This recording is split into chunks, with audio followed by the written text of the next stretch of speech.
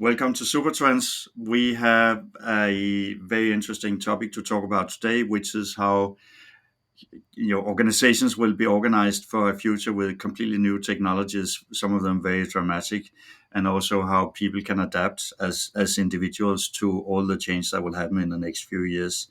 We have a very esteemed, distinguished guest, Nicolai Nielsen, who Nicolai Chen Nielsen, that is, who I wrote a book with a few years ago, From Malthus to Mars. Interesting fact about that book is the first time we ever met physically was after we had written the whole book together. So that's actually an example of the modern world and how people can work. So I will introduce Nikolai a little bit better later, but let me just paint a little bit of an image of what is happening with technologies that will change everything so much. And I really focus very much on just two technologies. I'm saying just, but they're very important. It's AI and robotics, especially robots powered by AI. So we late last year, late 24, we were introduced to what is called reasoners, and this is large language models that work more like an academic, that is able to deliver a response in what you call a scaffold, in a structured manner, that work iterative, that has a systematic chain of thought, which may also show the user what is the chain of thought, what is the analytical process it uses. So this is a complement or supplement to what LLMs were before, which were much more intuitive, and to put it very broadly, the answer would be what they felt was the right answer. And now they work much more like what Kahneman called the type system two thinking, which is more systematic. So we it started with OpenAI 03, 01, 03, and then we had DeepSeek, and now you had more and more of these coming. So these are reasoners, and meanwhile, we expect that this year, in 2025, we'll see large language models reach IQs at around 160 to 180. So I went to ask GPT, how many people in Europe, for instance, can we expect have an IQ of 180? And it said statistically probably 50. And so I'm sure I've never spoken with a person with that IQ. I'm pretty sure also that I've never spoken with a person that has an IQ of 160. So they're getting really, really smart. Another thing is that O3 has already been able to beat PhD level experts in their own fields. That's really a new breakthrough. You have a dog, Nikolai. I can Yeah, hear you you barking. can hear it. One or two, or what? Two Two. in the background. Um, could also have been your stomach if you had not had enough food. And then when we think about the data that LLMs have access to, it's of course orders of magnitude more than any single individuals could have. But it's also more than people have put in. So they collect data from the internet, and people have put that data into the internet, and of course that's a huge amount. But they also create their own data in different ways. One of them is self-play, for instance, by simulating how proteins fold in 3D, and how once they understand this, how different proteins can interact with each other. You take a company like Waymo that does software for self-driven cars, also drive. They do 99.9% of their training in the metaverse. And they do that at a speed much, much higher than in the real world. They also do, through inference, they can find connections between data, relationships, patterns that no human has ever found. So in this way, we see that AI is generating a bigger part of our total data pool. Not only that, but when we get physical AI in the form of more self-driven cars, smart robots that work in our factories, offices, and homes, All of these will, of course, learn a lot all the time, not only about how things are done, but also they will follow in real time how the environment changes and adapt to that. And all that knowledge will also be fed into AI. So it's certainly a possibility that most of the training data for AI within a few years is generated by AI. And at the same time, we're also getting to the point where AI can write AI. This has already begun. And then we have Agentic AI. If you go to hockingface.com, you see more than 1.2 million different transformers and agents. You can think of that like small cogwheels that you can combine to make small mental machines that can solve absolutely huge amount of different tasks. And 2025 is really the year of agentic AI, where that will kick in. And this is something that is done much more specific to different processes in lots and lots of different industries and situations. And something in our company, Supertrends, we use agentic AI a lot, and it actually automates the work of about 500 people. Then around 2026, 27, we'll probably see the level beyond reasoners, which are virtual scientists that you can give them a task. You can give a reasoner a task, but you can give the later versions of this a job description. And you can take a group of them and give each of them a job description. Let's say you have to build a rocket, and each of them has to be specialized in a part of building a rocket, but cooperate with other ones, and then they can do that spontaneously. So in principle, you can say, okay, here are all these models.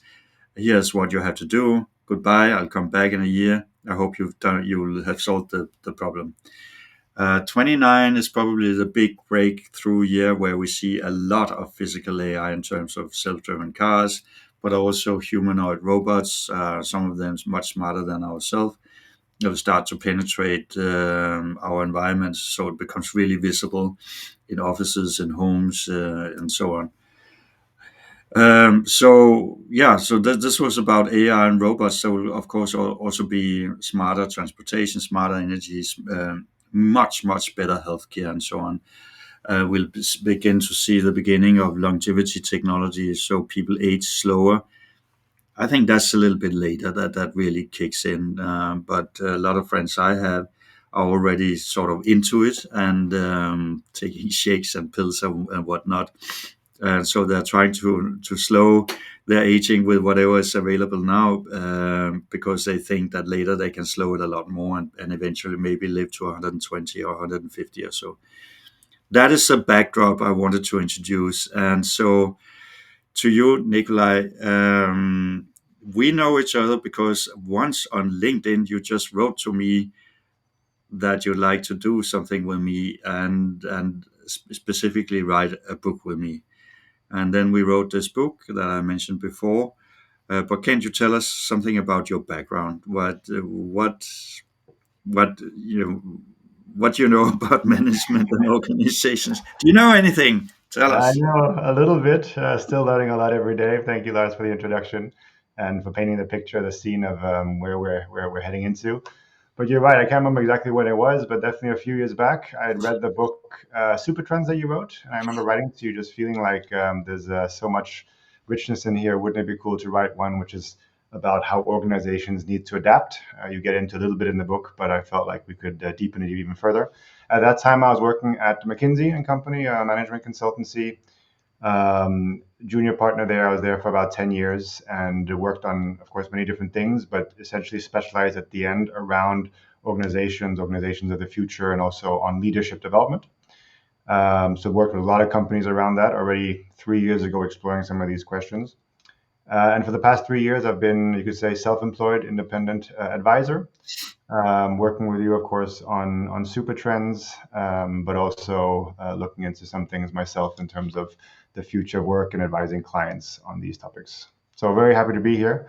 It's Yeah, a and, I just want to say our book got out in China and in English, so biggest publisher in China, so it was yeah, pretty good. yeah.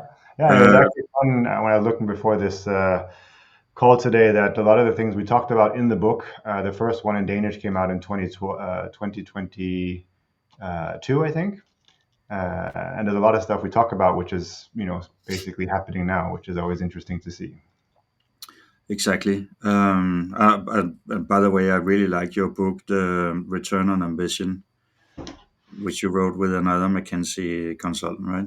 Yeah, yeah, So let's jump into it. So, can you describe to me a day in somebody who's working in 2030, wakes up in the morning, has a work day that makes no sense to us right now?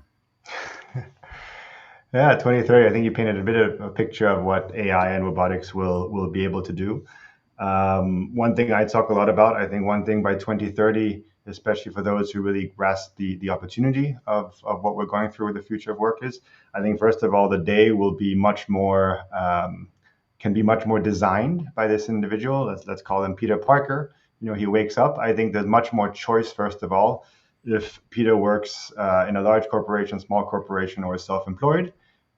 He might also be switching careers relatively frequently, and also how much he works. We, of course, see 4-day work week coming online, but with more and more, let's say, real incomes increasing every single year, and definitely every single decade, I think there'll be much more choice, and I think people will choose to actually either work less or do more things which they're really, really passionate about.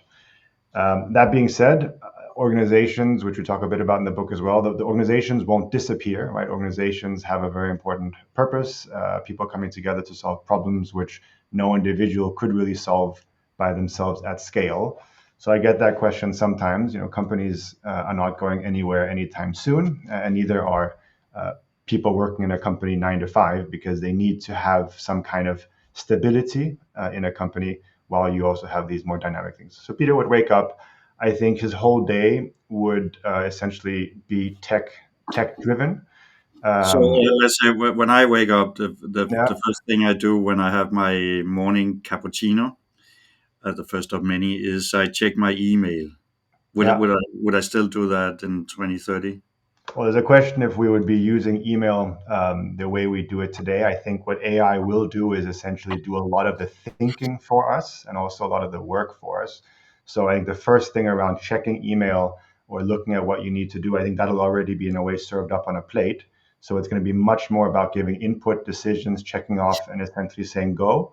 So, for example, the AI agents would be drafting the responses for you. The ones that are already trained would just send the emails without you having to review it, and then checking with you, hey, here are a few things which I'm unclear about. I need your quick input, and then I'll do the rest of the work myself. Okay, so who am I sending to? Is that Rob the robot, or A yeah, bit of or both, any actually. AI, or am I working?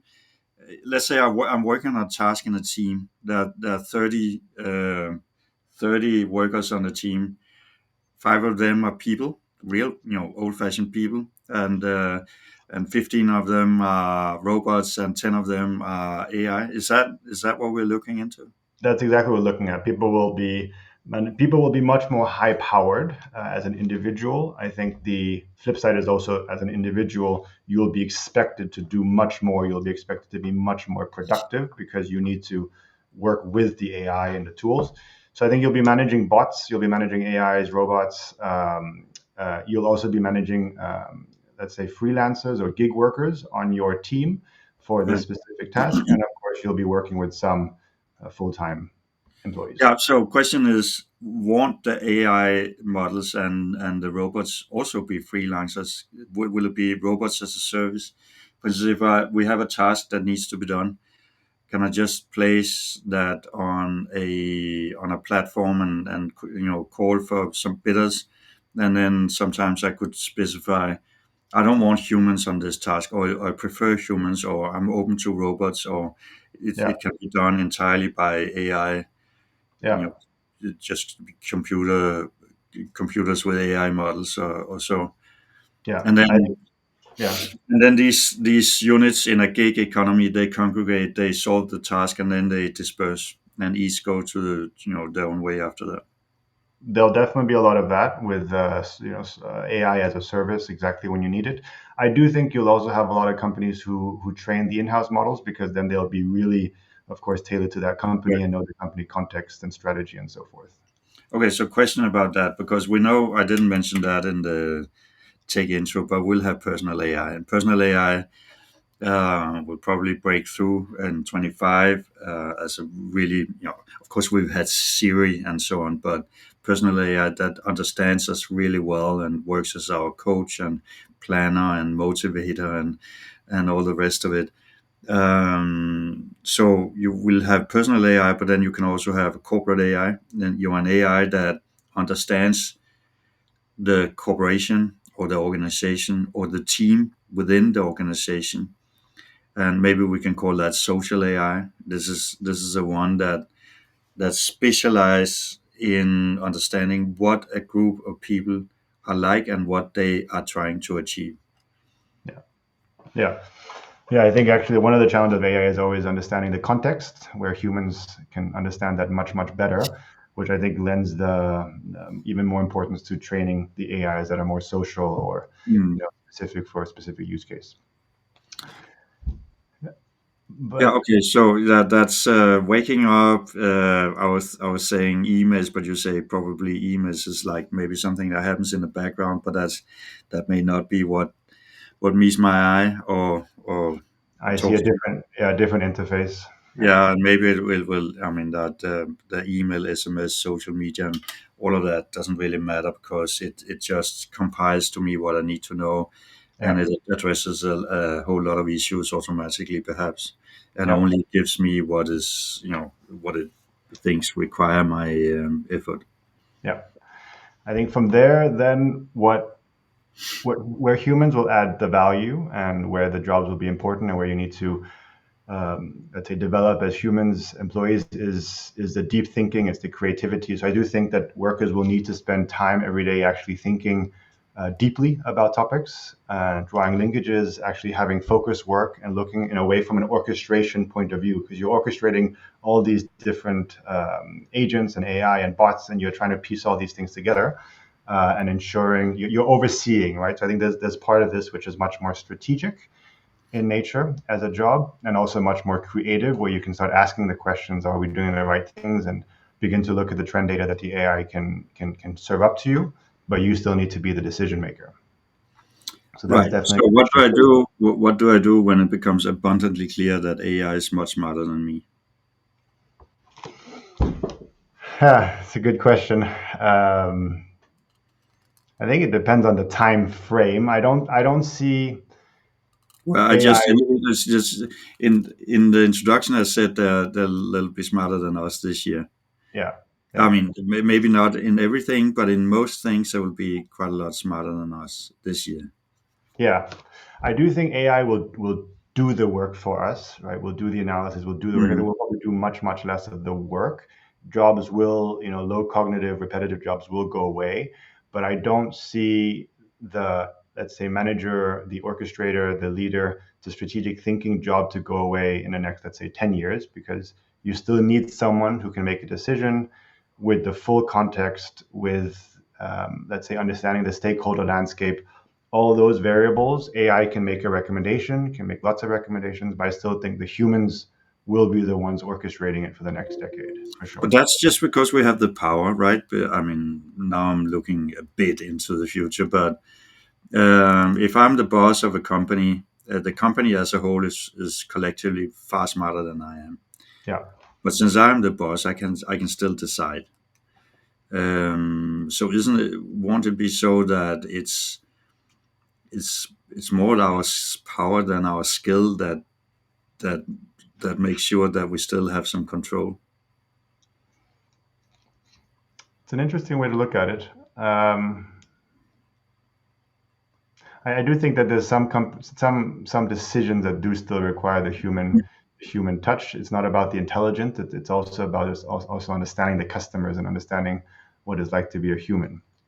Internal decisions, running the company, meeting with stakeholders. A lot of these things won't be replaced in the near term.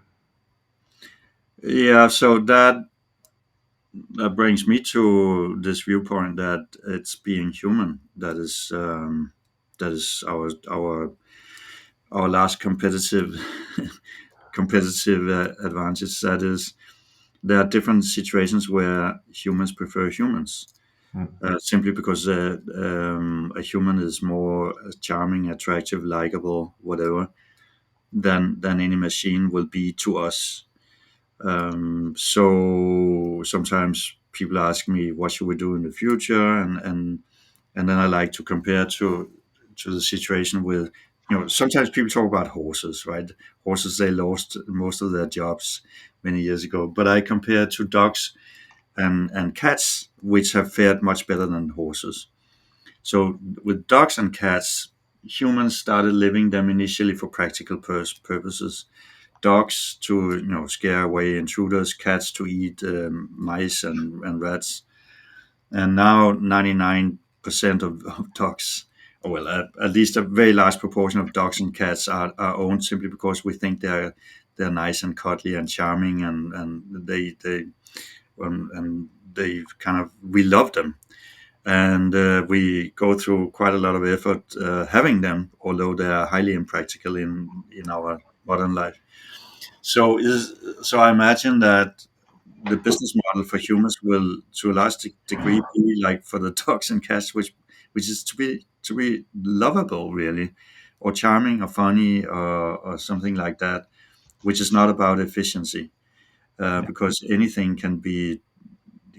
or virtually anything can be done more efficiently by robots and AI Mm. within very few years from now. Yeah. Yeah. In theory, you could feed the AI all the inputs and all the contextual things, all the considerations, and it could make a better decision. But you're right. I think there's a counter trend around humans, humanity, empathy. We talked a little bit about this. I think at one point, in restaurants, yes, you could have a chef that's making a robot chef that makes the food, but we actually want to have the story of the chef and how they created it, a bit the backstory. I also see a lot of music that people want imperfections. That some of the modern Mm. music, which is perfect from a tonal and a rhythmic point of view, because it's made on a software, it's flawless. People Mm. actually feel like it's too sterile. I want a little bit of the live feeling, the imperfections. So there is a counter trend there. When I speak with publishers who have spent some time trying to understand what their future looks like, many of them say that in nonfiction, the vast majority of books will be written by AI, and they will be written almost entirely automatically, the entire book, Yeah. and they will be so cheap that they will very, very close to free, which also means that the number of titles will absolutely explode. But then they say when it comes to fiction, lots of readers want to identify with the author, Yeah. and they more and more make the author a hero, which you and I should definitely appreciate. We want more of that, um, and that's not going to way and going to go away. And there are these counter trends also. For instance, old-fashioned mechanical watches. Mm. When the Asians started to make digital watches for $3 that were more efficient than a traditional mechanical watch, even a Rolex, in terms of actually telling the time, people Yeah. wrote off the traditional Swiss timepiece industry, watch industry.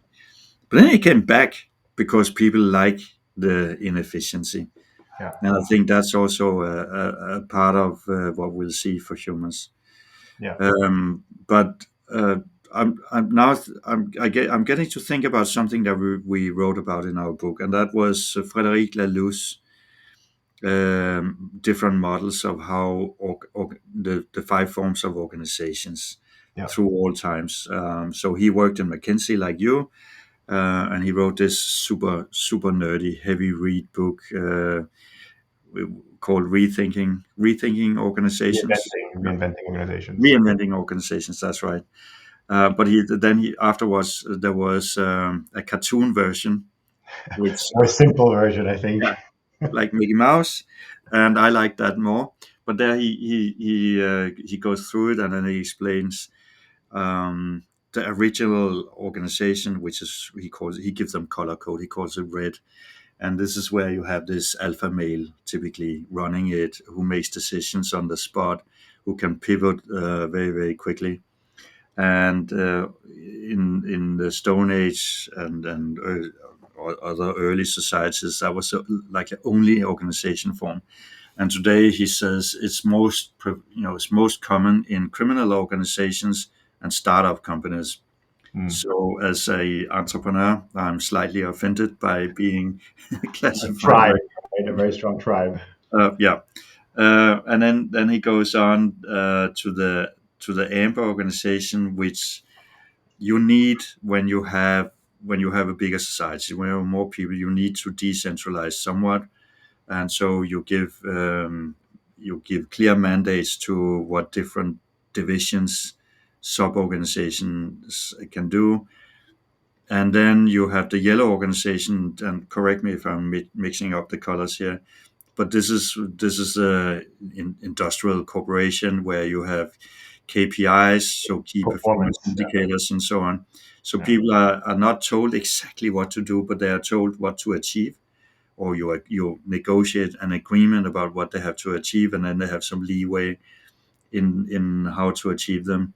And there's a parallel in military strategy there in mission control, or Auftragstaktics, as the Prussians called it, where maybe you're told take that hill or get control over this area, but you're not told at all how to do it, because you have to improvise when you find out what the situation is and adapt to what the enemy does, and so on. Then you have the green organization. This is the one where you there's a bigger purpose with what you do. We want to save the earth, or make a better environment, or have particularly happy employees, and so on. So this is very emotion driven. And then you have the teal organization, and he writes that the teal organization is the one that he thinks is most he finds it most intellectually interesting and compelling, but he also suggests that this is the one that will increase the most in the future. Yeah. And so we wrote that in our book at a time where AI was not going absolutely ballistic as it is now.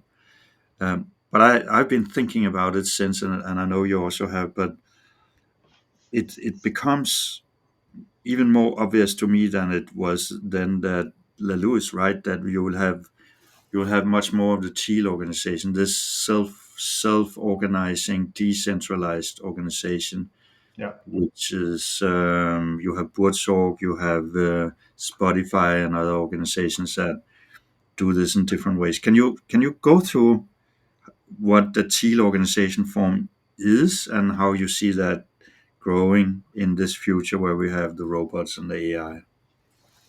Yeah, it's an interesting progression that Lou talks about. And his premise is, as the environment around us becomes more complex, we need to also evolve our internal complexity, or our ability to handle complexity. And to do that individually, it's about, people talk about consciousness. And as a company, it's about these organizational forms, self forming, agile, teal being, let's say, to the upper spectrum.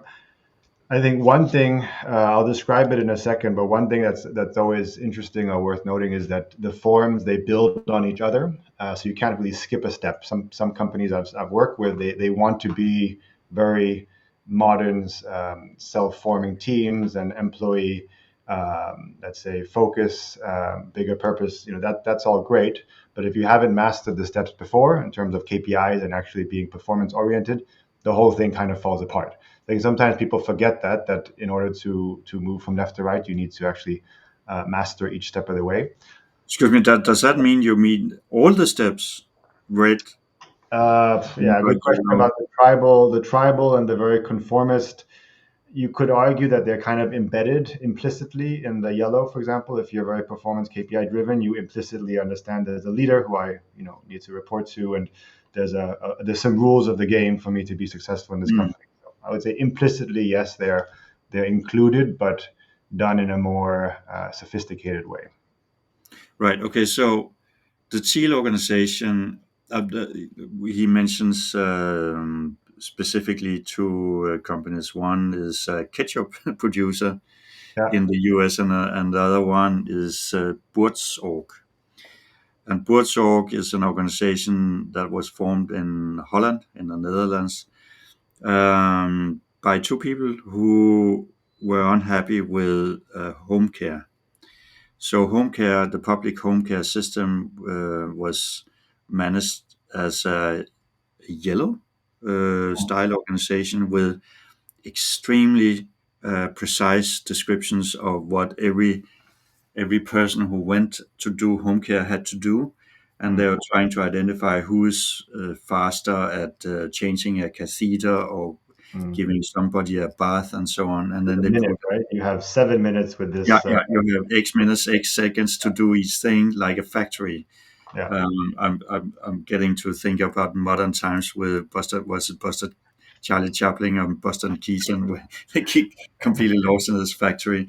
But it was so demotivating, both for the patients and for the workers. And then what they did was sounds like some irresponsible, inefficient hippies. So they said, okay, so we don't want any top management at all. We want the caretakers to self-organizing into teams of maximum 9 people. If a team grows beyond that, then it has to split in the middle, become two smaller teams, and then each of them can grow. And then when we get the term Buurtzorg, it's Dutch, and Boerts means the neighborhood, and then so it's neighborhood Mm. organization.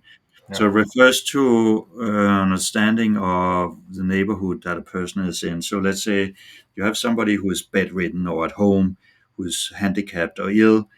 Somebody comes home there the first time from Buurtzorg.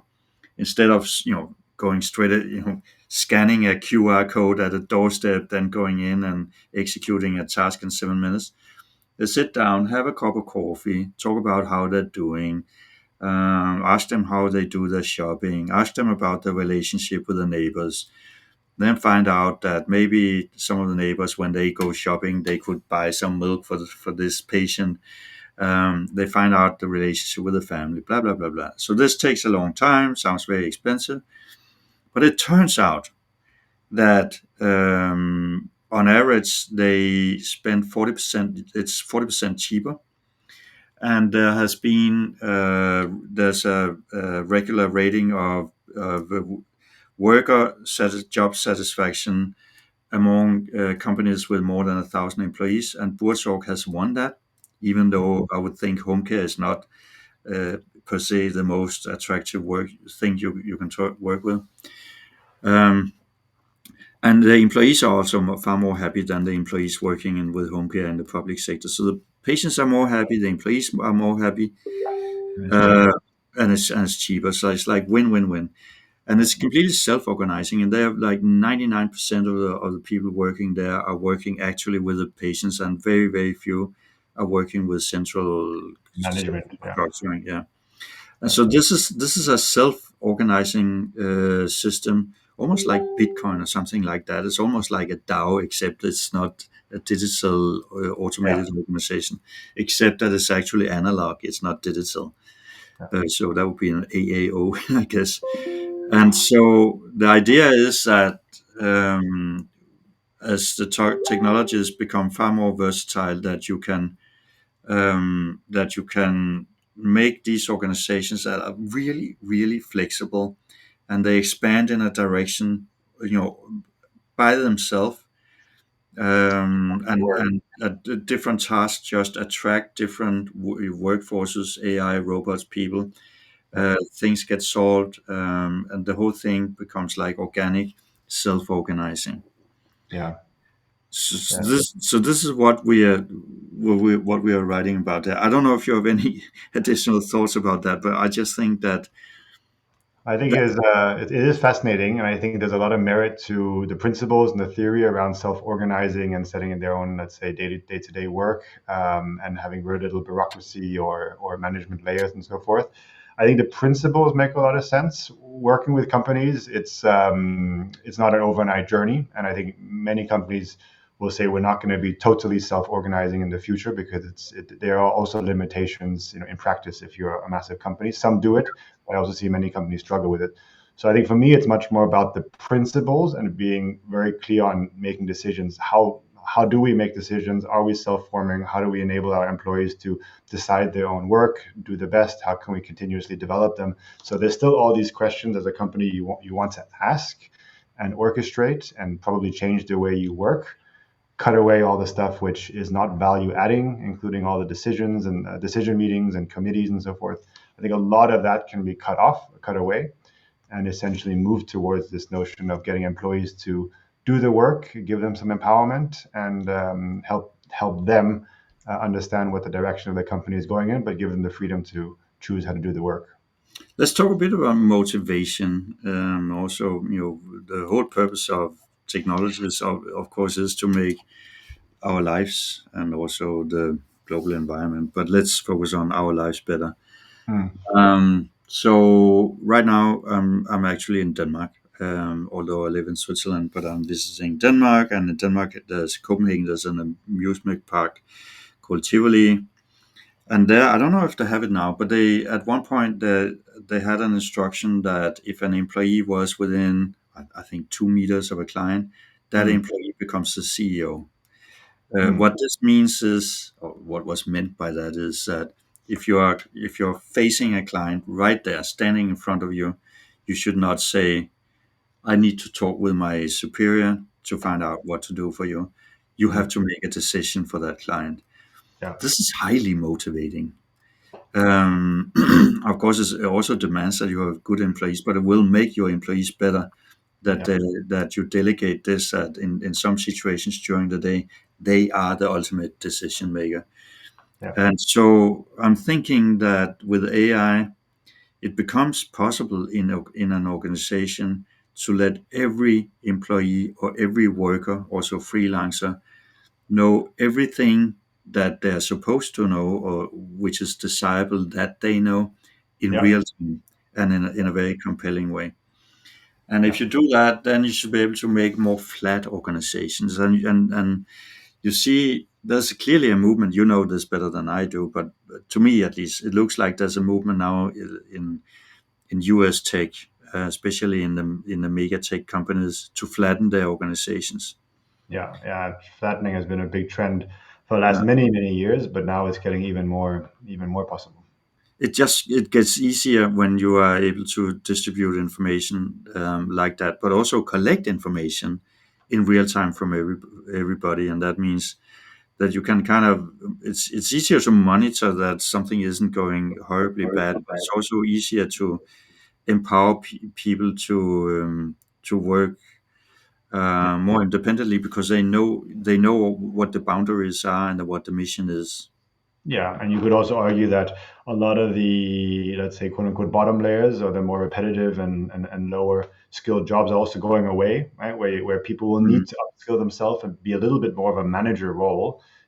We talked about this person overseeing lots of AI agents. I mean, that person will need to have far more capabilities than someone doing manual data entry, for example, yeah, because all those jobs will go away. So yeah, that's that, also, that will go away. yeah, But let's say that Tivoli has a cocktail bar, which yeah, it does, and has a couple, restaurant. yeah. Yeah, and so would you like you, Nicolai? Would you prefer a bartender who is a robot or a bartender who is a person? I think that's where the humans really come into play. People want to have a human interaction. Maybe Mm, on some basic requests, you don't need, where's the bathroom? I don't need a human. But for anything more sophisticated, you actually want a human. You want empathy. You want someone to actually understand, for example, a cocktail. What am I feeling today? And how yeah, can I actually get something that'll satisfy that need? So there is this kind of dual parallel shift towards moving up Maslow in a way, where all the basic needs and fundamental and simple things are getting met more and more with technology, or we're not even thinking about it because it's just abundant. But now we want to have things which are a bit more sophisticated, self-esteem, self-actualization, which is really personal, and at the end of the day, it's very human. And that's where you need the human to human interaction to make that happen. Should we talk a little bit about people's life? Hmm. So, life journey. Life journey is a thing. It's an expression. So, let's say that the new boundary conditions are first that we live longer. So we have longer health span, Yeah. more years when we are healthy. Let's say, for instance, that the average lifespan becomes 120, and the average health span becomes 110. So 110 years where you are capable of working and feeling pretty well. Yeah. So and the other condition is that we have all these technologies that we have discussed.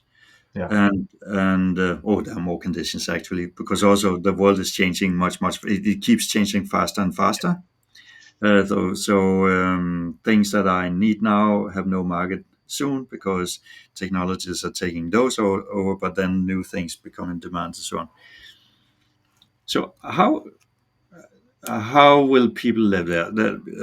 I don't know if you want to start or I shall start, because I think we both have Yeah. ideas about how the life journey will change, and how which mentalities will be useful in order Hmm. to thrive instead Yeah. of just survive.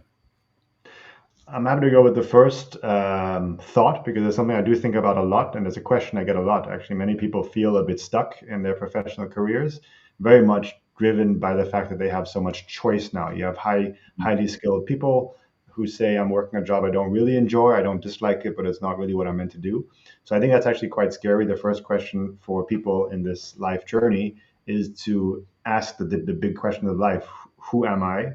What are my values? What do I find important? And ultimately, what do I want to do with my life? Many people haven't properly asked those questions because they haven't really had to. Mm. Go to school, get an education, university, get a job. It's fairly fixed. Now we're saying we can kind of blow all that up, and we're saying in 5 years, you could have almost any career that you would like to, you could imagine. Maybe not become an NBA basketball player. There are certain limitations, of course, but the fact that you can do almost anything is also quite scary because you need to take responsibility and the ownership to figure out what it is you want and then take steps to go to get there. So that I think is the first big thing that's very different from in the past and probably So quite scary. that gets us into growth mindset, doesn't it?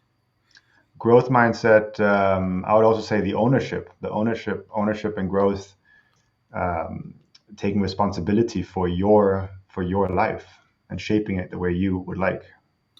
So, but that, so if I can, and I think we should wrap this up in a few minutes. But I would say that one of the things that will really change is that when you're young and you have to choose, or you want to choose, education and a Mm. career, you don't have to make a choice for your life. You have to make your first choice out of a chain of choices for your life. It's like Yeah, a series of stages you will go through. When I had to choose my education, we were allowed to apply for 5 different educations in Denmark. I mean, yeah, I knew of nobody who were not studying in Denmark when I grew up in Denmark. yeah, yeah, I'm that old, but okay. So I make a list. I wanted to be a biologist, a historian, engineer, mm, economist, and vegetarian. mm, It not vegetarian, but animal yeah, doctor. yeah, And so I applied for all of them, and I got in at I don't know, I think 4 of them, and so on. And I took engineer, but in this coming world, I could probably have time. I would probably have time for all of them. And meanwhile, I find out that I would actually also love to be a jazz drummer, yeah. and, On the side, yeah, and sing exactly. Why on the not? side, and restyle homes, Yeah, and and in reality, it's quite possible also because learning will become so much more efficient because AI can teach you yeah. uh, Almost one to one, basically. yeah, one to one whenever you want. That Yeah, I can have 7 careers or whatever in my life, yeah, and I can just learn as I go. I can learn the last minute before I need things. So I yeah, think this will get more time in the sense that we get older, yeah, but we'll also get more time in the sense that that technology can do all the things for us we don't want to do, Yeah, and that gives us time to do the things we do want to do. exactly. Yeah, so one of the great benefits of what we are facing is a life that is much richer and where we feel that we have more time. Yeah, I think that's also a good note to end on. That many people are, of course, fearful of AI and the future of work, and there will be job changes. But at the end of the day, there's going to be much more opportunity than instead of thinking about every problem, there's an opportunity. Instead of thinking about Yeah, job losses, thinking about what actually you could become. And I think that's one thing sometimes people miss, that it's much more doom and gloom versus, hey, this is actually the opportunity of a lifetime for me to reinvent myself and do yeah. something which I really want to do with my life. What you just said is an example of growth mindset, and I think we should conclude with this. So thank you very much. It's everything with you has been a joy. It was we also been on holiday together, but it was a joy to write the book together. Whatever we've done professionally together, and also of course talking with you right now. Likewise, Lars. Always Yeah, good to see you, and yeah, thanks for the discussion. yeah.